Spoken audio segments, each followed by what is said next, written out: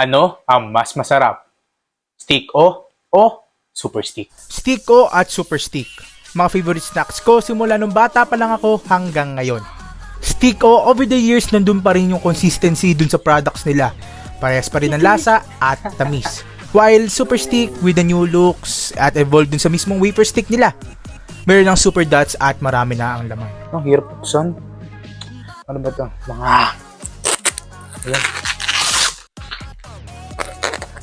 Ay, naputol, sayang. Ito gusto ko eh. Plastic dito. Plastic.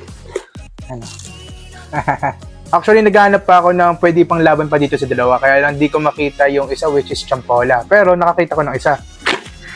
Champion. Champion, pero hindi ko Champola yung takip. Ba't bukas na? Oy, sino nagbawas nito? Sayang walang plastic yung Champola, pero yun.